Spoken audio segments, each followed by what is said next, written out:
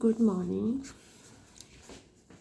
Next, we revise the theorem Kesorati-Weierstrass theorem.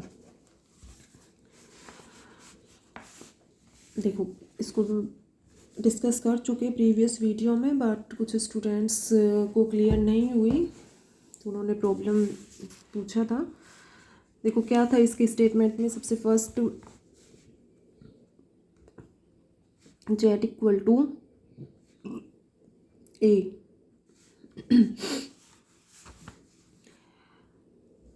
If z equal to a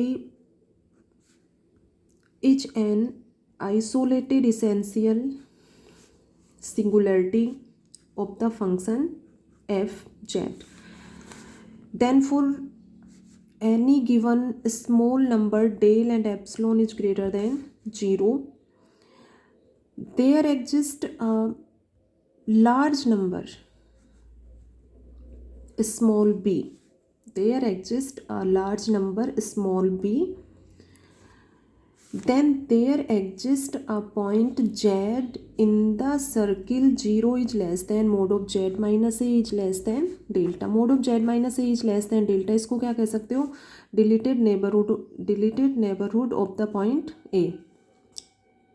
इसका deleted neighbourhood का means क्या है? जैसे ये z इक्वल टू a के लिए इसको कह रहे हो, तो जो भी पॉइंट है z इक्वल टू a है, इस पॉइंट को छोड़ दो. ठीक है, इस पॉइंट को छोड़, इस डॉट का मीन्स यही है कि इसको नेगलेक्ट कर दिया. z इक्वल टू a को इस सर्किल में से नेगलेक्ट कर दिया. और इसके अलावा बाकी जो एरिया है उसमें z माइनस a जो है वो ये इसकी रेडियस, तो इससे वैल्यू इसकी कम. Mode of z minus a is less than delta. तो ये सर्किल की इक्वेशन इस फॉर्म में हो गई. In the deleted neighbourhood of the a mode of z minus a is less than delta.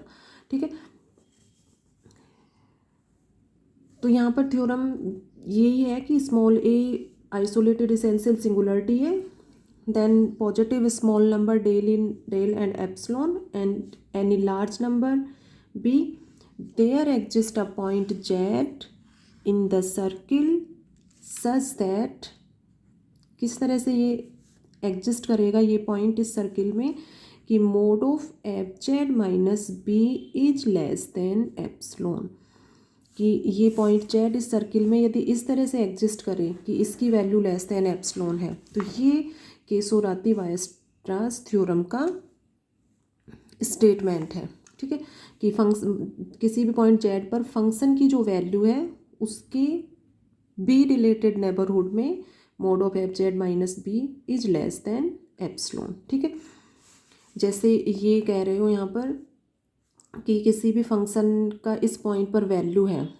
ठीक है, ये पॉइंट बी है, तो इस बी पॉइंट को तो नेगलेक्ट कर दो. ठीक है, तो इसके अकॉर्डिंग फंक्शन जो है mod of F Z minus b ये इस रेडियस से लेस होगा. तो इसमें थ्योरम के स्टेटमेंट के अकॉर्डिंग ये प्रूव करना है mod of F Z minus B is less than epsilon. इसको कंट्राडिक्शन पार्ट से प्रूव किया था. ठीक है, कि कोई भी सबसे फर्स्ट क्या लिया था? सबसे फर्स्ट तो given that Z equal to A is an isolated essential singularity of the function F z. Next we prove it theorem by contradiction part. So we take there exists a complex number b in the circle 0 is less than mod of z minus a is less than delta such that कि जो भी point b है वो इस circle में इस तरह से एग्जिस्ट करेगी.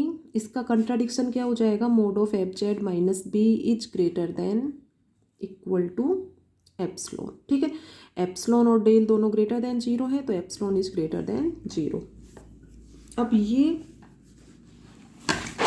Greater than equal to epsilon है. ठीक है, तो यहाँ से इसका अपोजिट करोगे तो ये क्या हो जाएगा? Less than equal to 1 upon epsilon. ठीक है, ये इसका अपोजिट करोगे तो ये भी अपोजिट हो जाएगा, 1 अपॉन एप्सिलॉन होगा. ठीक है, कल शायद स्टार्टिंग में एक्सप्लेनेशन में ये एप्सिलॉन ही यहाँ पर डिनोट कर दिया था. ठीक है, तो वो यहाँ पर 1 अपॉन एप्सिलॉन आएगा. ठीक है, लास्ट प्रूव में ठीक था अपना सॉल्यूशन. तो इसकी वैल्यू इससे लेस देन इक्वल टू 1/एप्सिलॉन हो जाएगी। तो यहाँ से क्या कंडीशन, यहाँ से क्या कह सकोगे कि function 1/f(z minus b is a bounded function. ठीक है, mod of F Z is less than equal to m, then we say that the function is bounded function. तो यहाँ से क्या कहोगे कि 1/f(z minus b is bounded function. 1/f(z minus b bounded function है तो f(z minus b is also bounded function. ठीक है, अब ये बाउंडेड फंक्शन है। ठीक है, z equal to a isolated essential singularity है और f(z minus b is bounded function. ठीक है, तो रीमान थ्योरम की स्टेटमेंट के अकॉर्डिंग, अब यहाँ पर रीमान थ्योरम का जो स्टेटमेंट है वो लर्न होना चाहिए, क्लियर होना चाहिए कि थ्योरम में क्या था उसमें।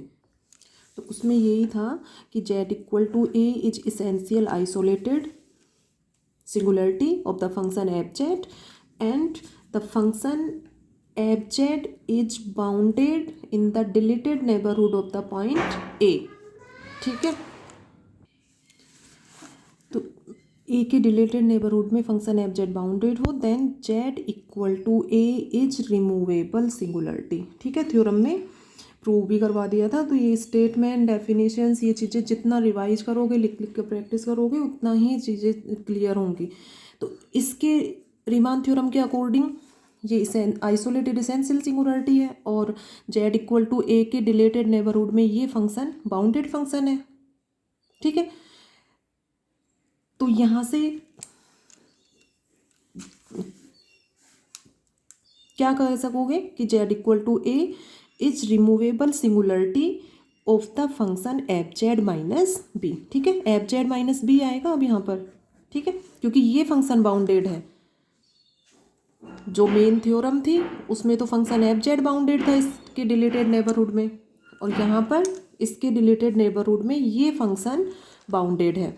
तो ये removable singularity of the function f(z minus b। अब रिमूवेबल सिंगुलरिटी है, रिमूवेबल सिंगुलरिटी का मीन्स क्या है कि terms of principal part in Laurent series expansion are 0। तो मीन्स ये जो फंक्शन है f(z माइनस b), इसका टेलर सीरीज के अकॉर्डिंग एक्सपेंशन कर सकते हो। तो देखो अब यही था इसमें मेन समझने के लिए। इसके नेक्स्ट फिर इसमें सॉल्यूशन जो है वो इजी है। देखो इसमें क्या बताया था, तो इसमें यही था अपना सबसे फर्स्ट कंट्राडिक्शन पार्ट के according f(z minus b is greater than equal to epsilon.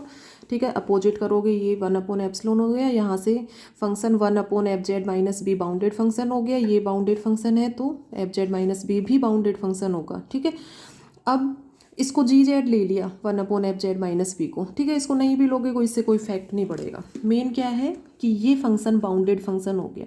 ठीक है,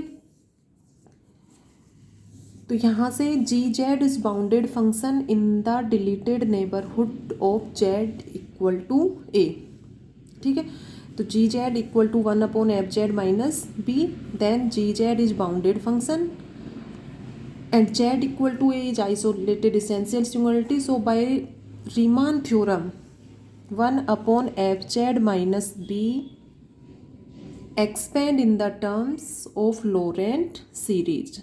ठीक है, कि इसके जो प्रिंसिपल पार्ट वाले टर्म्स होंगे वो 0 होंगे रिमूवेबल सिंगुलरिटी के अकॉर्डिंग।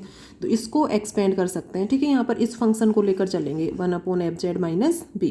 ठीक है, इसको नहीं, इसको तो इतना क्लियर करना है यहाँ पर कि ये फंक्शन बाउंडेड फंक्शन होगा। f(z minus b is bounded function. तो ये इसको लॉरेंट टेलर सीरीज के अकॉर्डिंग ये हो गया। ठीक है, नेगेटिव पावर्स वाले टर्म को 0 कर दिया इस पॉइंट के अकॉर्डिंग। n की वैल्यूज पुट कर दो इसमें 0, 1, 2 एंड सो ऑन। ठीक है, limit z tends to a पर वैल्यू फाइंड आउट करें। यहाँ पर limit z tends to a gz, तो ये हो जाएगा a नोट, ये सभी 0 हो जाएंगे, ओनली a नोट। अब यहाँ पर limit z tends to a gz equal to a naught, तो यहाँ पर 2 केसेस हो सकते हैं कि a नोट इक्वल टू 0 और a naught not equal to 0। तो अब दोनों केसेज के अकॉर्डिंग इसको स्टडी करोगे कि if a naught equal to 0 और second case no A naught is not equal to 0। तो कंट्राडिक्शन पार्ट लेकर चले थे, ठीक है, कंट्राडिक्शन पार्ट लेकर चले थे। तो इसमें देखो ये जो सिंगुलरिटी आएगी z equal to a point पर वो अपोजिट आएगी, ठीक है। जैसे first we take a naught is not equal to 0, a naught is not equal to, तो a naught is not equal to 0, ठीक है। तो limit z tends to a g z equal to 1 upon f Z minus b. तो इसमें ये है a naught is not equal to 0, ठीक है। इसका अपोजिट करोगे 1 upon f Z minus b, तो f Z minus b equal to 1 upon a naught हो जाएगा, ठीक है। ये हो जाएगा b plus 1 upon a naught, ये नोट इक्वल टू 0 है तो ये फाइनाइट वैल्यू आएगी। Means limit z tends to a f z equal to finite, ठीक है। तो इसके अकॉर्डिंग ये फाइनाइट वैल्यू है, means z equal to A is removable singularity of the function F Z, ठीक है। कंट्राडिक्शन हो गया।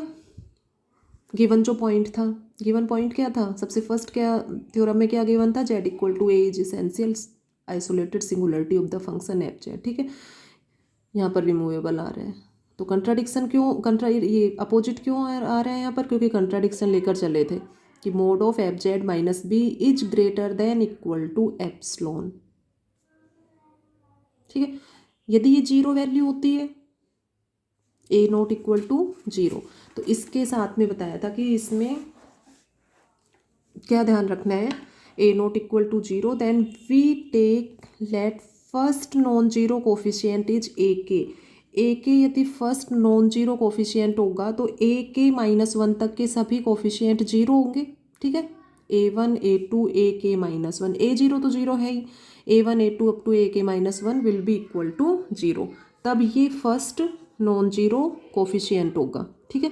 इससे पहले के सभी 0 हो जाएंगे तो ये फर्स्ट नॉन जीरो कोफिशियंट हो गया। तो इस इनके अकॉर्डिंग ये जो फंक्शन है वो ये हो जाएगा, ए के नेक्स्ट एन की वैल्यू k+1 पुट करोगे तो ये हो जाएगा, k+2 से ये हो जाएगा, जेड माइनस ए की पावर के कॉमन ले लो सब में से तो ये हो जाएगा, इससे डिवाइड कर दो, ठीक है। डिवाइड करोगे तो यहाँ से तो कैंसिल हो जाएगा और इसके साथ में ये आ जाएगा, ठीक है। Limit z tends to a 1 upon z minus a की power k f Z minus b equal to a k, ठीक है। अब यहाँ से इसका अपोजिट कर दो, अपोजिट करोगे तो ये टर्म आ जाएगी 1 अपॉन ए के इज नॉट इक्वल टू 0, ठीक है।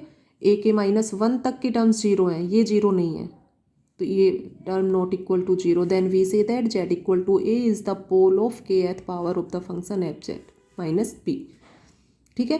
कि ये जो है वो k पावर का पोल होगा इस फंक्शन के लिए, तो ये चीज़ें ध्यान रखनी है। जनरल पॉइंट क्या था, limit z tends to a z minus a की power m into f z equal to lambda is not equal to 0, then we say that Z equal to A is the pole of mth power of the function F Z.